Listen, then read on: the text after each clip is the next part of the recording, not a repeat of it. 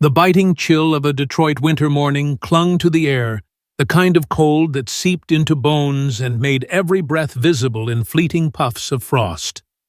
The sky was a dull gray, heavy with clouds, that promised snow, casting a bleak pall over the sprawling junkyard on the outskirts of the city. Rows of rusted cars, their frames twisted and glass shattered, stretched out like the skeletons of some forgotten era. A crow perched on the dented hood of a faded green pickup, its sharp caw slicing through the silence, the only sound in a place that felt abandoned even by time itself. Among the heaps of scrap, a small figure moved with purpose, her worn sneakers crunching against the gravel and broken glass. Lily Harper, barely 12, tugged her threadbare jacket tighter around her thin frame, her brown hair tangled and spilling out from under a knitted cap that had seen better days. Her backpack, patched and oversized, hung heavily on her shoulders, stuffed with bits of metal and wire she'd scavenged to sell for a few dollars. She knew this junkyard like the back of her hand, every twisted fender and hidden corner, having learned its secrets from her grandfather Walter, who'd been scavenging here since before she was born. Today, though, something felt different. The air carried a weight, a tension she couldn't quite name, as if the junkyard itself was holding its breath. Lily paused near a black sedan, its paint chipped and doors rusted shut. She tilted her head, catching a faint noise, a muffled thump, like something shifting inside.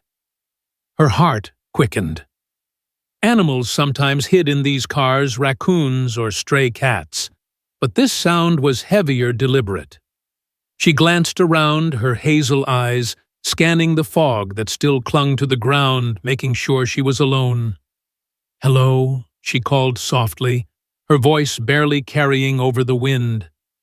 No answer, but another thump came from the sedan's trunk, which was slightly ajar. Curiosity battled caution in her chest. Walter had warned her about strangers, about the kind of people who lurked in places like this, but Lily wasn't one to scare easily. She'd grown up navigating the hard edges of Detroit's poorest neighborhoods, learning to trust her instincts. Setting her backpack down, she crept closer, her small hands gripping the edge of the trunk. With a deep breath, she pulled it open. Inside, a man lay curled in the cramped space, his wrists bound with duct tape, his expensive suit torn and stained with dirt. Dried blood crusted his forehead, and his face was pale, almost gray, under the dim morning light. Ethan Caldwell, though Lily didn't know his name, struggled to focus his eyes, his breaths shallow and ragged. Pain radiated from his ribs with every movement, and his throat was so dry he could barely swallow. He'd lost track of time trapped in this metal coffin, but the faint light filtering through the cracked trunk told him at least a day had passed. His mind was a haze of fragments, a late-night meeting with his business partner, Victor Hayes, in an empty downtown parking lot. A sharp pain at the back of his head. Voices arguing about money in a dark warehouse. And someone saying Caldwell's out of the picture now. He'd thought he was done for, until he heard the soft crunch of footsteps outside. Now, squinting against the light, he saw her, a small girl with wide eyes, staring at him like he was a ghost. "Please," Ethan rasped, his voice barely audible. "Help me." Lily froze, her instincts screaming to run, but something in the man's desperate eyes held her there. She'd seen hurt before, Walter's hands cut from sharp metal kids in her neighborhood, bruised from fights. But this was different. This man wasn't just hurt. He was scared, like an animal caught in a trap. "You're hurt bad," she said, her voice steady despite the tremor in her hands. "Did someone do this to you?" Ethan managed a weak nod, his throat too dry to form more words. Lily hesitated, glancing back toward the road, half expecting someone to appear from the fog. But the junkyard was still silent, except for the distant crow. She knelt beside her backpack, pulling out a small pocket knife Walter had given her for cutting wire. "Hold still," she said, her tone matter-of-fact, as if freeing a tied-up man was just another chore. With quick, practiced movements, she sliced through the duct tape, wincing at the raw red marks on his wrists. As she worked, Ethan's gaze fixed on her face, and a jolt ran through him. Those eyes, hazel, almond-shaped with a faint scar above her right eyebrow, shaped like a crescent moon, were impossibly familiar. His heart pounded, not from pain, but from a sudden, impossible thought. "Done," Lily announced, stepping back as the last of the tape fell away. Ethan tried to move, but his muscles screamed in protest, stiff from hours in the confined space. He groaned, collapsing against the edge of the trunk. "Wait," Lily said, her small hands surprisingly strong as she helped him ease out. With her support, Ethan crawled onto the gravel, the cold ground biting into his palms. The fog was thinning now, and the weak sunlight stung his eyes. When he finally focused on Lily's face, the resemblance hit him like a physical blow. "You look just like my daughter," he blurted, his voice hoarse but urgent. Lily stepped back, startled by the intensity in his eyes. "I'm sorry," Ethan said quickly, realizing he'd scared her. "I didn't mean to. You look so much like someone I lost." Lily tilted her head, a gesture that made Ethan's chest tighten further.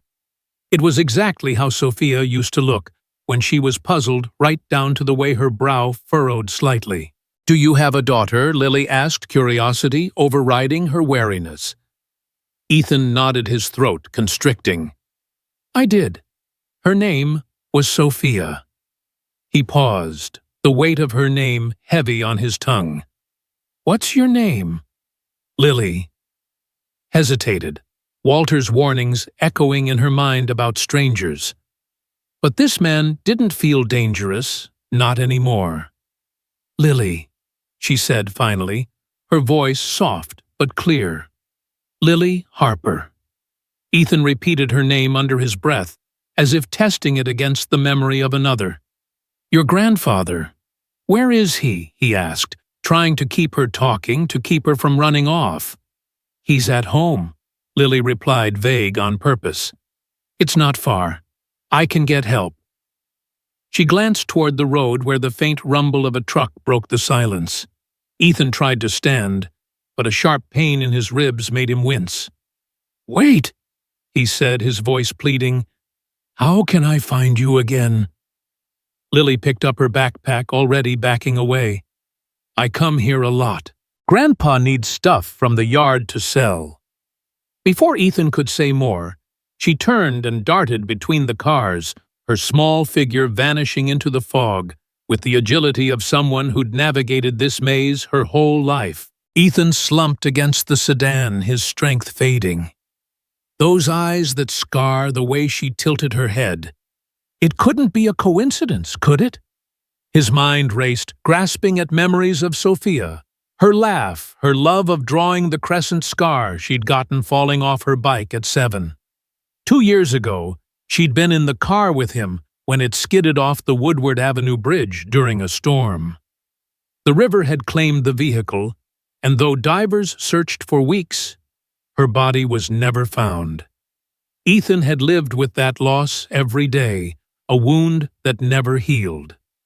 Now, this girl, Lily, had stirred something he hadn't felt in years, hope. Minutes later, the sound of tires on gravel snapped him back to reality. "Over here," he shouted, his voice cracking. 2 men, truck drivers by their flannel shirts and heavy boots, appeared through the fog. "Jesus, man, you look rough," one said, kneeling beside him. "A kid flagged us down on the road, said someone was hurt out here." "The girl?"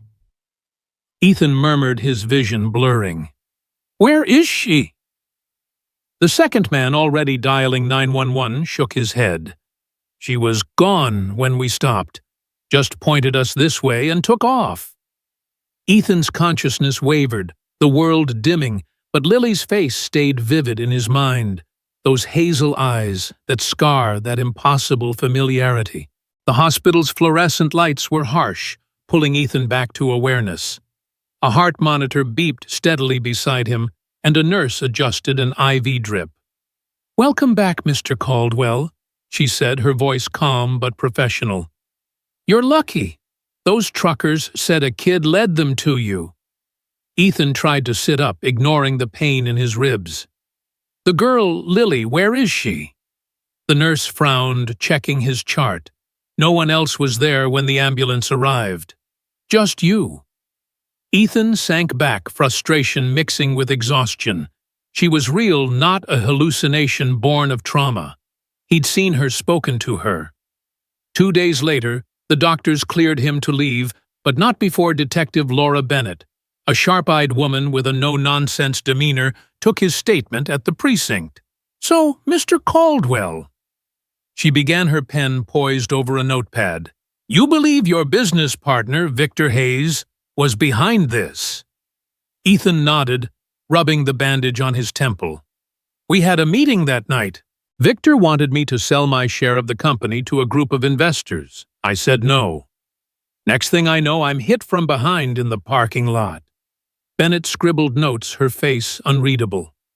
"And the girl who found you?" Ethan hesitated, unsure how much to reveal. "Her name's Lily. Small brown hair, maybe 12. She had a scar above her right eyebrow, like a crescent moon." Bennett raised an eyebrow, but wrote it down. "And you say she looked like your daughter." Ethan's palms grew sweaty. Would she think he was delusional? "Exactly like her," he said firmly. "Same eyes, same scar, same everything." Bennett studied him for a moment, then sighed. "Trauma can play tricks, Mr. Caldwell, but I'll have patrols look for a girl matching that description. Our focus now is Victor Hayes and your kidnapping." Ethan nodded, knowing pressing further would get him nowhere. But as he left the precinct, the cold Detroit air biting at his face, he felt a certainty solidify within him.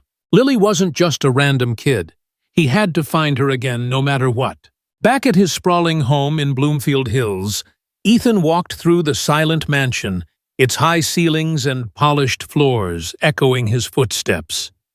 The house, once filled with Sophia's laughter, had become a mausoleum of memories. He climbed the stairs to her room untouched since the accident.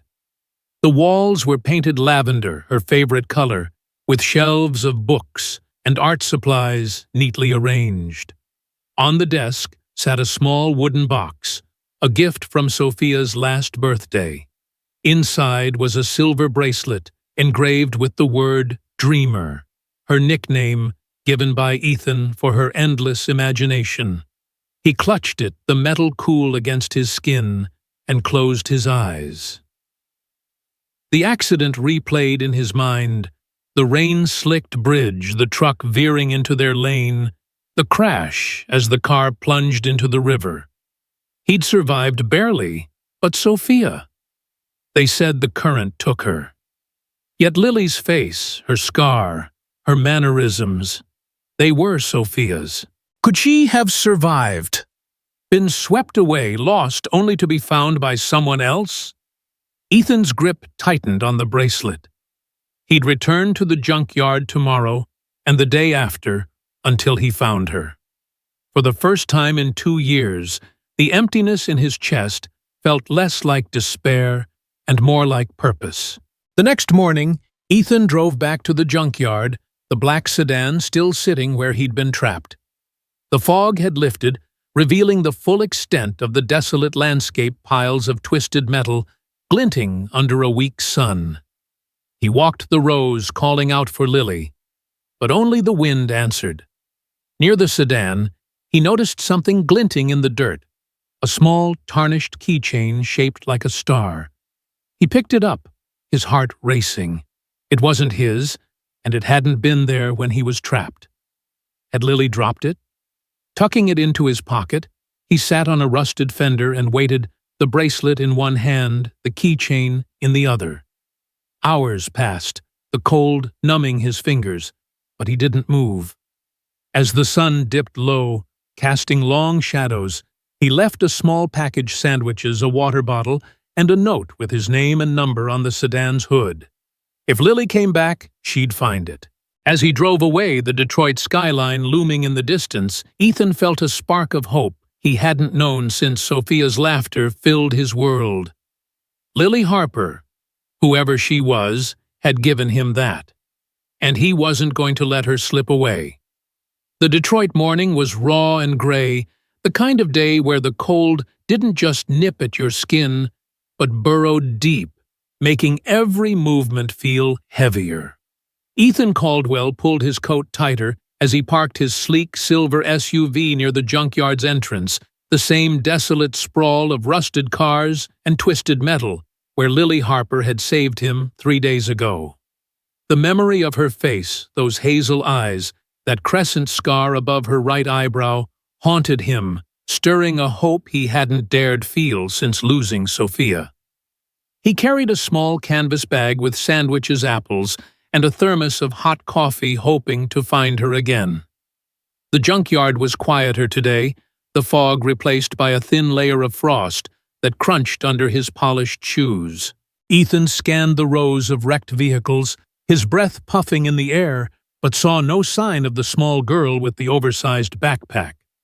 He set the bag on the hood of the black sedan, where he'd been trapped next to the star-shaped keychain he'd found yesterday, which he'd left in hopes it might draw her out. "Lily," he called, his voice echoing faintly. No response, just the distant hum of traffic from the nearby highway. Ethan sighed, settling onto a rusted tire to weight the silver bracelet engraved with Dreamer tucked safely in his pocket, a talisman tying him to the daughter he'd lost, or maybe hadn't. Lily Harper, meanwhile, was half a mile away, weaving through the narrow streets of one of Detroit's poorest neighborhoods. Her sneakers slapped against cracked pavement, her backpack bouncing as she hurried toward the makeshift home she shared with her grandfather Walter. The home was little more than a lean-to under an overpass on Jefferson Avenue, pieced together from scavenged tarps, cardboard, and old car parts. Walter, a wiry man in his late 60s with hands scarred from years as a mechanic, was sorting through a pile of copper wire when she arrived. "Find anything good today, kiddo?" he asked, his voice gruff but warm. Lily shook her head, dropping her backpack with a thud. "Not much. Just some cans and a broken hubcap."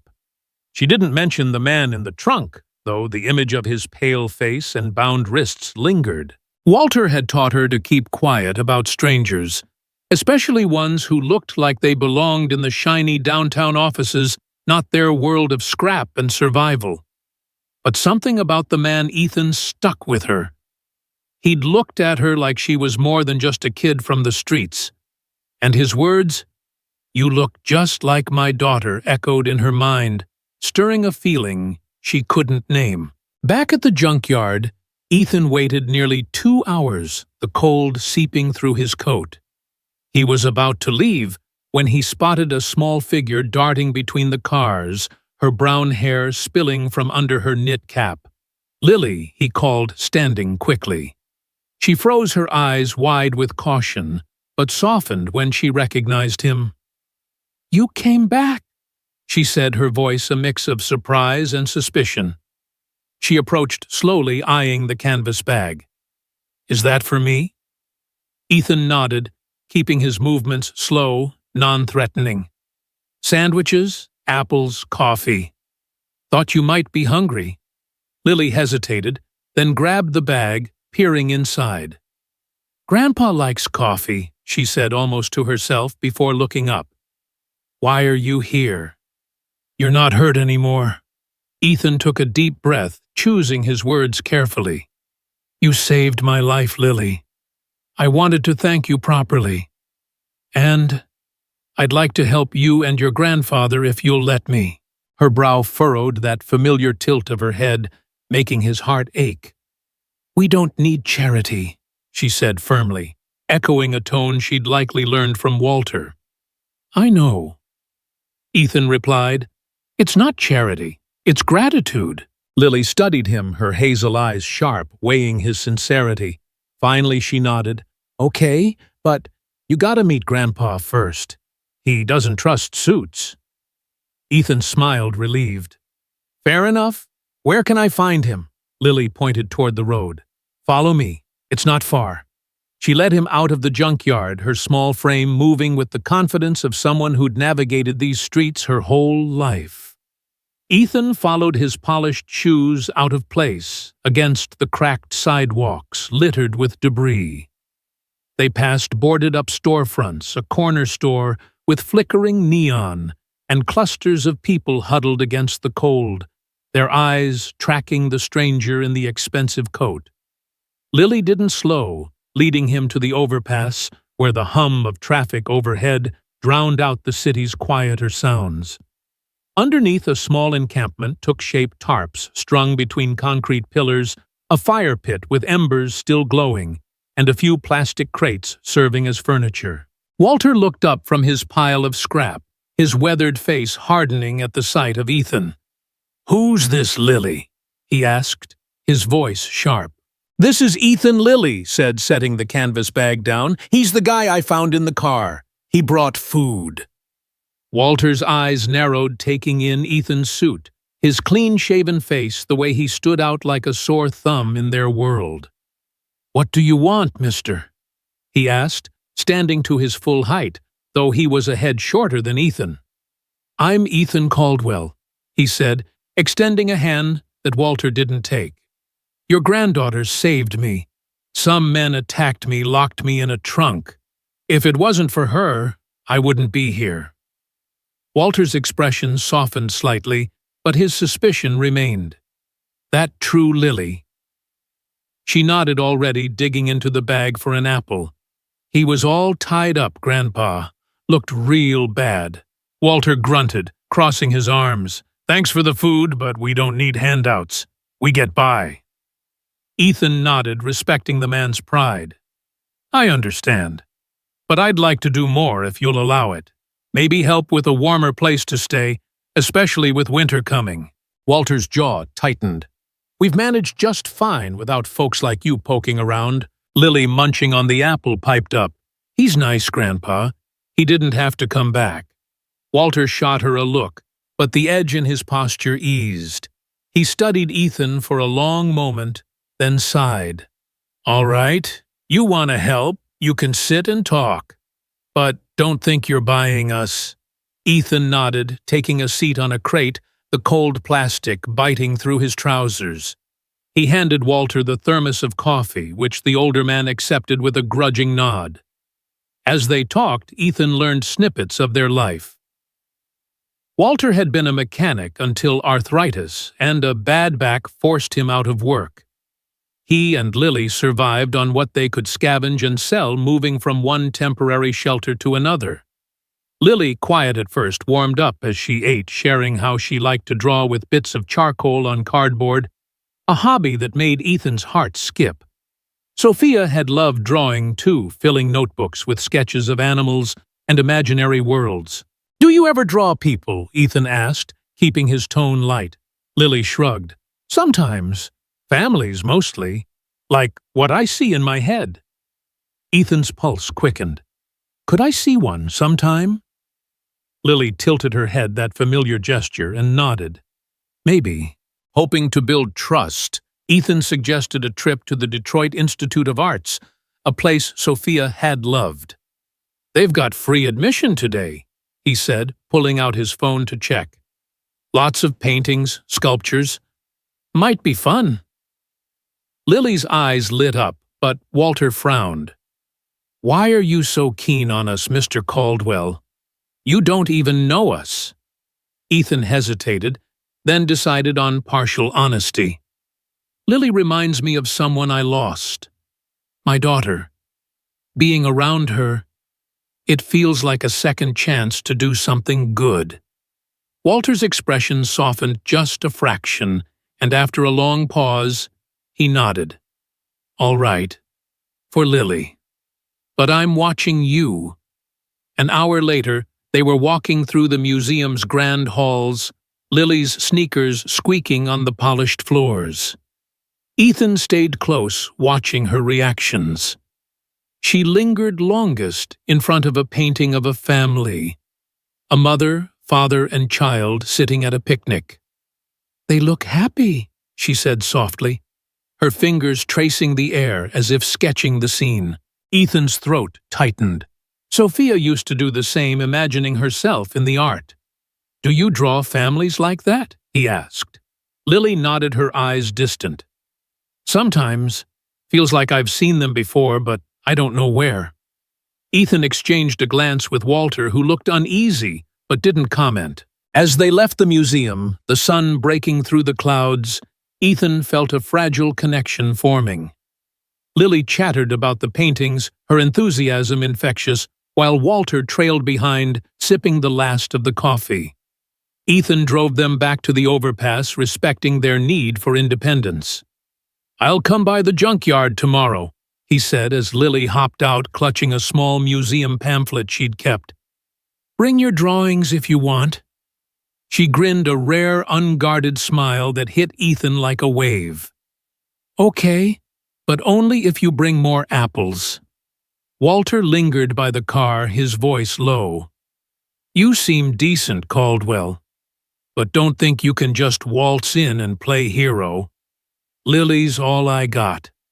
Ethan met his gaze. "I know. I just want to help however you'll let me." Walter nodded, then turned to join Lily, who was already sorting through their scrap pile. As Ethan drove back to Bloomfield Hills, the city's skyline fading in his rearview mirror, he clutched the Dreamer bracelet in his pocket. Lily's drawings, her love of art, the way she'd stared at that painting, it all felt too familiar. But he needed more than feelings. He needed proof. That night in his quiet mansion, Ethan sat in Sophia's lavender room, the bracelet resting on her desk beside a stack of her old sketchbooks. He flipped through one, pausing at a drawing of a family stick figures with smiles standing under a tree. The style was childish but unmistakable, the same as the sketches Lily had described. He pulled out his phone and called Detective Bennett. "Any leads on the girl from the junkyard?" he asked. Bennett's voice was tired but professional. "Not yet. Patrols are keeping an eye out, but no one's seen a kid matching her description. We're focused on Victor Hayes right now. Found some financial records that suggest he was planning to sell your company behind your back." Ethan's jaw clenched, but he pushed the anger aside. "Keep looking for her, please. She's important." Bennett promised to follow up, but Ethan sensed her skepticism. Hanging up, he stared at Sophia's drawing, then at the star-shaped keychain he'd found. Tomorrow he'd return to the junkyard. And the day after. As long as it took to find Lily again, and maybe, just maybe, to find Sophia. The Detroit skyline loomed under a slate-gray sky, its jagged edges softened by a light drizzle that coated the streets in a reflective sheen. Ethan Caldwell sat in his office on the 20th floor of a downtown high-rise, the glass walls offering a view of the city's mix of grit and grandeur. Papers were strewn across his mahogany desk, financial reports, legal documents, and a grainy photo of Victor Hayes, his former business partner, whose betrayal had landed Ethan in that junkyard trunk. But his focus wasn't on Victor today. His thoughts were consumed by Lily Harper, the girl who'd saved him, whose hazel eyes and crescent scar mirrored his lost daughter Sophia. It had been a week since their trip to the Detroit Institute of Arts, and Ethan had spent every day since trying to build trust with Lily and her grandfather Walter. He'd found them a modest apartment in a quiet neighborhood near Corktown, a two-bedroom unit with fresh paint and sturdy furniture, nothing too flashy to bruise Walter's pride. They'd moved in 2 days ago, and though Walter grumbled about handouts, Lily's excitement over her own bed had softened his resistance. Ethan clutched the silver Dreamer bracelet in his pocket, its weight a constant reminder of the impossible hope growing inside him. Across town in the new apartment, Lily sat cross-legged on her bedroom floor, a sketchpad balanced on her knees. The room was simple, but hers a twin bed with a blue quilt, a small desk, and a shelf where she'd carefully arranged her growing collection of art supplies, courtesy of Ethan. She sketched with a charcoal pencil, her hand moving swiftly to capture the image in her mind. A bridge arched over a dark river, its railings bent and broken. The drawing felt urgent, like a memory clawing its way out, though she couldn't say why. Walter poked his head in his weathered face, softening at the sight of her.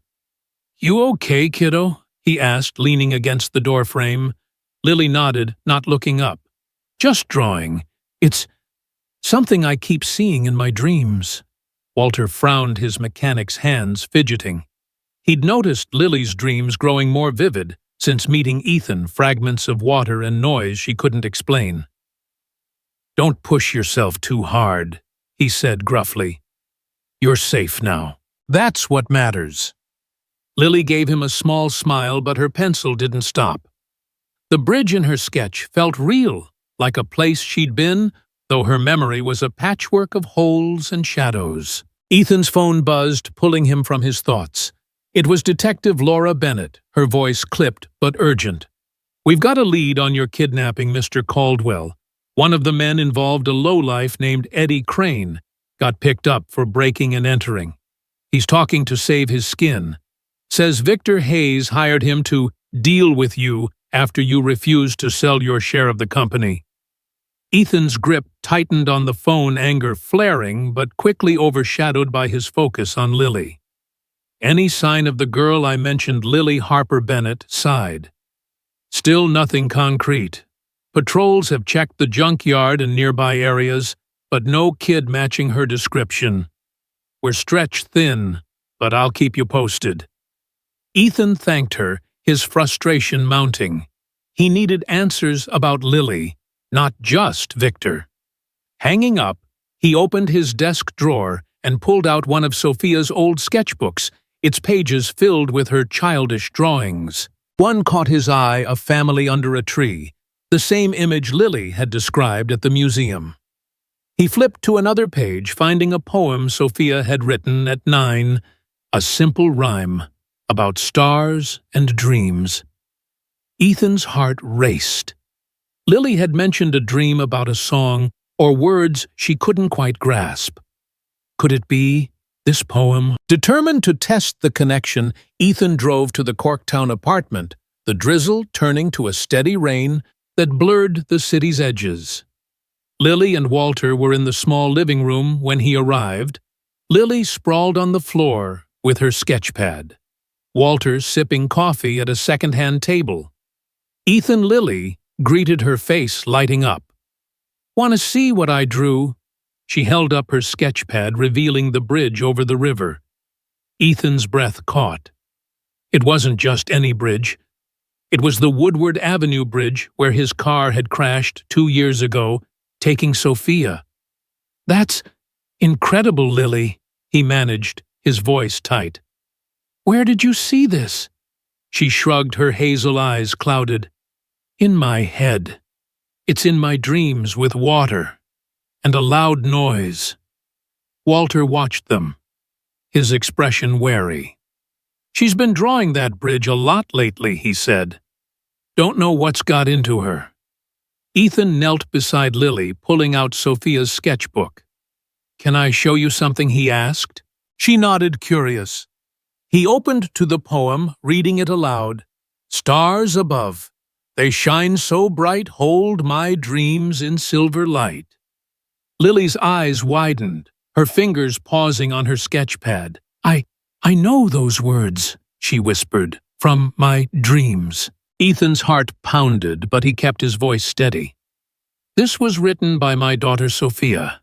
She loved poetry like you love drawing." Lily tilted her head, that familiar gesture that made Ethan's chest ache. "Why do I know it?" she asked, her voice small. Walter shifted uncomfortably, setting his coffee down. "Don't fill her head with ideas, Caldwell. She's just a kid." Ethan nodded, respecting Walter's protectiveness. I'm not trying to push anything. I just thought it might mean something to her. Lily stared at the poem, her fingers tracing the words. It feels like mine, she said, confused. Ethan exchanged a glance with Walter, who looked torn between skepticism and concern. To ease the tension, Ethan suggested an outing. There's a community garden near here, he said. They're hosting a drawing event today. Thought Lily might like it. Her face brightened, and even Walter relented, sensing the outing would do her good. Fine, he said, but I'm coming too. The community garden was a patch of green amid Detroit's concrete sprawl. Its flower beds and vegetable plots tended by locals trying to reclaim their neighborhood. Volunteers had set up easels and tables with art supplies, and kids of all ages were sketching under a canopy to shield against the rain. Lily dove in, grabbing a canvas and charcoal, her enthusiasm infectious. Ethan and Walter sat on a nearby bench watching her work. She's got a spark, Walter admitted, his voice softer. Always has, even when we had nothing. Ethan nodded, his eyes on Lily as she sketched. She reminds me so much of Sophia. The way she moves, the way she sees the world. Walter grunted, but there was less edge to it now. You really think she could be your kid? Ethan hesitated, then nodded. The timing fits. 2 years ago, Sophia was in a car accident with me. The river took her, or so they thought. Lily was found around then with no memory. And that scar? He touched his own eyebrow, mirroring the crescent mark. Walter sighed, rubbing his scarred hands. I found her by the riverbank, beat up and scared. Took her to a clinic, but they couldn't do much without ID. She's been mine ever since. Ethan met his gaze. You saved her, Walter. Whatever happens, that won't change. Lily's voice broke their conversation. Ethan, Grandpa, look. She held up her canvas, revealing a detailed sketch of the Woodward Avenue Bridge. Its railings twisted the river below, churning with dark waves. Ethan's stomach dropped. It wasn't just a drawing. It was the accident captured with an eerie precision no one could fake. That's exactly how it looked, he said, his voice barely audible. Lily frowned, sensing his reaction. Did I do something wrong? Ethan shook his head quickly, forcing a smile.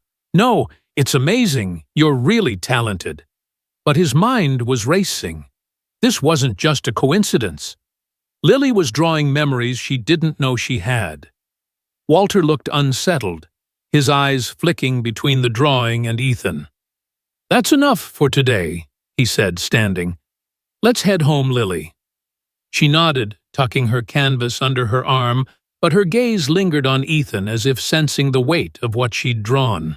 Back at the apartment, Ethan pulled out the dreamer bracelet, holding it out to Lily. I found this in the car after my daughter was gone, he said. It was hers. I thought you might like to see it. Lily took it carefully, her fingers tracing the engraved word. Her brow furrowed, that familiar tilt of her head returning. It feels heavy, she said, her voice distant. Like it means something.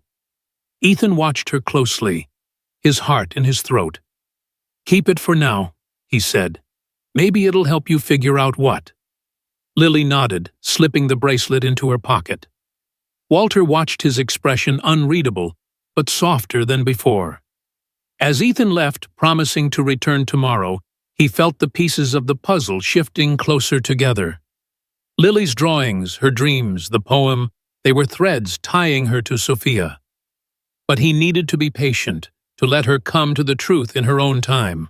That night, Ethan sat in his Bloomfield Hills mansion, Sophia's sketchbook open before him. He traced the poem with his finger, the words blurring as his eyes stung.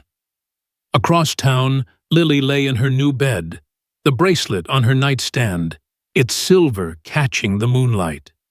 She closed her eyes, and the dreams came again. Water rushing, a loud crash, and a voice calling a name she couldn't quite hear. But tonight, The words of the poem echoed in her mind clearer than ever. Stars above, they shine so bright, hold my dreams in silver light. Somewhere deep inside, a locked door was starting to creak open. The late spring sun bathed the Bloomfield Hills mansion in a golden glow, its sprawling garden bursting with color from wildflowers Lily had planted with Walter's guidance. Inside, Ethan Caldwell sat at the grand Steinway piano in the music room, his fingers hesitating over the keys. It had been 3 months since Lily's haunting sketch of the Woodward Avenue Bridge, and the fragile hope that she might be his lost daughter, Sophia, had grown into a near certainty. The Corktown apartment had become a temporary home for Lily and Walter, but they spent more time at Ethan's mansion, now filling its once silent halls with laughter and life. Today was special. A Saturday, planned for a quiet picnic in the garden, but Ethan had something bigger in mind. He'd been working with Walter to organize a community art exhibition for Detroit's underprivileged kids, a project inspired by Lily's love of drawing. The Dreamer bracelet, engraved with Sophia's nickname, sat on the piano, its silver glinting in the sunlight streaming through the window. Ethan took a deep breath and began to play a soft melody, a lullaby he'd composed for Sophia when she was a baby, hoping it might stir something in Lily, just as her dreams and drawings had. Outside, Lily ran through the garden, her sneakers kicking up dirt, as she chased Max, the golden retriever puppy Ethan had adopted for her. At 12, she was a blend of childlike energy and quiet introspection, her hazel eyes brighter now that she had a safe home and regular meals. Walter sat on a bench, his scarred hands busy whittling a small wooden bird, a skill he'd picked up to pass the time. "Slow down, kiddo," he called, a smile tugging at his weathered face. "You'll wear Max out before lunch." Lily grinned, flopping onto the grass beside him, her brown hair spilling over her shoulders. She clutched a sketch pad, her constant companion, filled with drawings that grew more detailed and more familiar to Ethan each day. "Grandpa, do you think Ethan will like my new picture?" she asked, flipping to a sketch of a starlit sky over a river. Walter's eyes softened, but a flicker of worry crossed his face. Lily's dreams had intensified lately, filled with water crashes and a voice calling a name she couldn't grasp. "He'll love it," Walter said, ruffling her hair. "He always does." Inside, Ethan's fingers faltered on the piano as he heard Lily's laughter through the open window. He stopped playing, his hands trembling. The lullaby, the bracelet, her drawings, they were all pieces of a puzzle he'd been piecing together for weeks. Yesterday, he'd shown Lily one of Sophia's old poetry notebooks, and she'd recited a line from a poem she claimed to have dreamed. "Stars above, they shine so bright, hold my dreams in silver light." The words had hit him like a thunderbolt, confirming what he'd suspected since the junkyard. But he hadn't pushed her, following the advice of a child therapist who'd warned that forcing memories could do more harm than good. Today, though, he felt ready to take a step forward. He picked up the bracelet and headed to the garden where Lily and Walter were setting up a picnic blanket. Ethan, Lily called, waving him over. "I drew something new. Wanna see?" He smiled, his heart swelling at her enthusiasm. "Always," he said, sitting beside her. She showed him the starlit river sketch, and his breath caught. It wasn't just any river. It was the Detroit River near the Woodward Avenue Bridge, where Sophia had been lost. "Lily." Ethan began, his voice gentle. "This is beautiful. It reminds me of a place that meant a lot to my daughter Sophia." Lily tilted her head, that familiar gesture that never failed to make Ethan's chest ache. "The river in my dreams," she said softly. "It's always there with a loud noise and someone calling me." Walter shifted his eyes, meeting Ethan's with a mix of caution and curiosity. Ethan pulled the bracelet from his pocket, holding it out. "This belonged to Sophia," he said. "I found it in the car after After an accident, I thought you might want to hold it again. Lily took it, her fingers tracing the word dreamer. Her brow furrowed, and she closed her eyes as if chasing a memory. The garden grew quiet, save for Max's soft panting and the distant chirp of birds. Suddenly, Lily's eyes snapped open wide and glistening. The poem, she whispered. I heard it again, in my head. And the water, the crash. It's all coming back. Ethan's heart raced, but he stayed calm, kneeling beside her. What do you remember? Lily. She clutched the bracelet, her voice trembling. A car, rain, lights flashing, someone shouting, Sophia. Walter leaned forward, his hands tightening on the wooden bird. Kiddo, you sure about this? Lily nodded, tears spilling down her cheeks. I was in the car. It fell into the river. I couldn't get out at first. The water was so cold. Ethan's vision blurred, his own tears threatening to fall. That was the accident, he said softly. 2 years ago on the Woodward Avenue Bridge. I was driving. My daughter Sophia was with me. We thought she was gone. Lily looked at him, her hazel eyes searching his face. You were there, she said, her voice barely audible. You called my name. Sophia. Ethan nodded, his throat too tight to speak. Walter's face crumpled, a mix of relief and fear. You're saying she's your girl? He asked, his voice rough. Ethan met his gaze. I think so. The scar, the poem, her drawings, it all fits. But I need to know for sure for her sake. Lily clutched the bracelet tighter, her small hand shaking. I don't know who I am, she said, her voice breaking. Am I Lily or Sophia? Ethan reached for her hand, gentle but firm. You're you, sweetheart. Whether you're Lily, Sophia, or both. We'll figure it out together. Walter cleared his throat, his eyes glistening. She's been my Lily for 2 years. Found her by the river, half drowned, no memory. I took her in, raised her like my own. Ethan nodded, gratitude flooding him. You saved her, Walter. You gave her a home when I couldn't. That makes you family. Lily looked between them, her tears slowing. Can I be both Lily and Sophia? Ethan smiled, his heart full. Of course you can. And we'll be here, both of us, no matter what. Walter nodded, a rare softness in his gruff demeanor. All right, kiddo. We'll take it one step at a time. Lily hugged the bracelet to her chest, then ran to Walter, burying her face in his shoulder. Ethan watched, a sense of peace settling over him. She was Sophia, but she was also Lily, shaped by Walter's love and resilience. They were a family now, bound not just by blood, but by choice. Later that afternoon, Ethan drove them to a community park in Detroit, where the art exhibition was in full swing. Kids from the city's poorest neighborhoods displayed their drawings on makeshift easels, their faces lit with pride. Lily's sketch of the starlit river hung prominently, drawing murmurs from the crowd.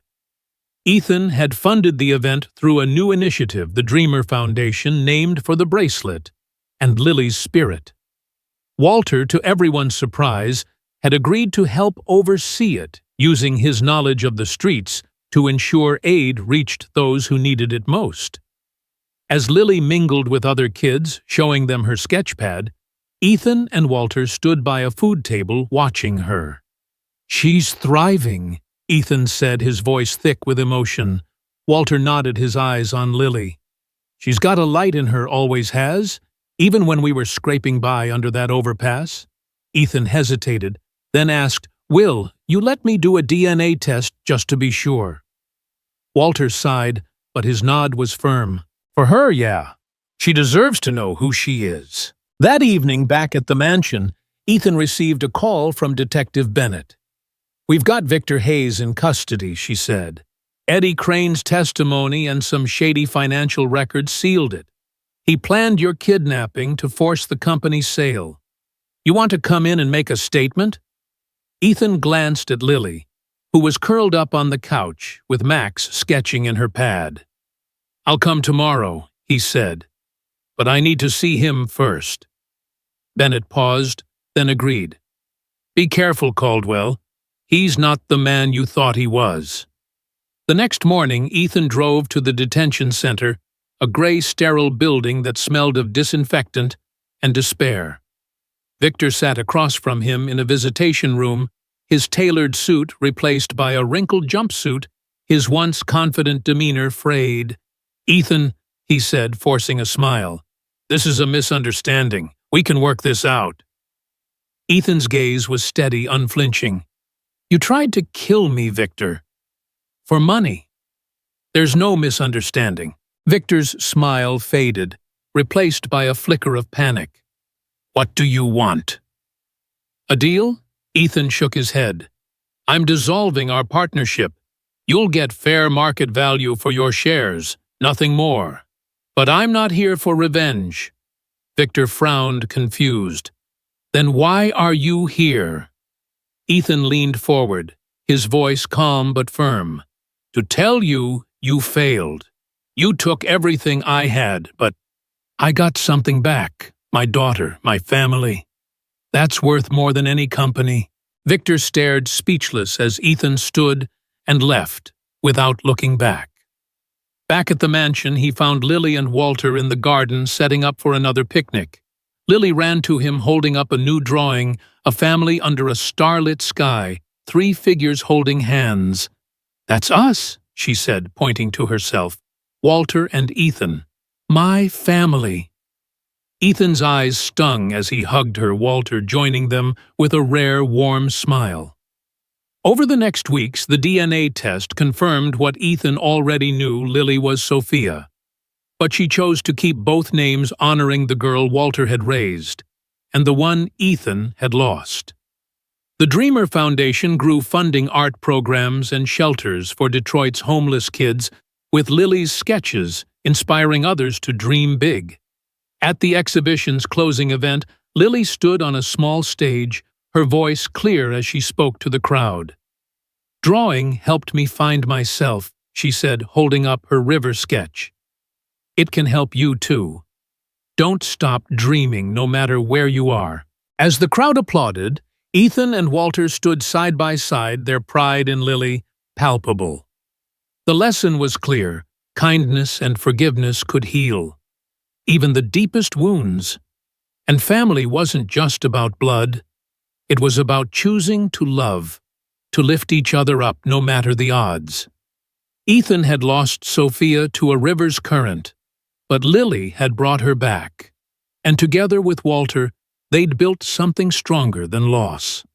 A home filled with hope, resilience, and the unbreakable bonds of a chosen family.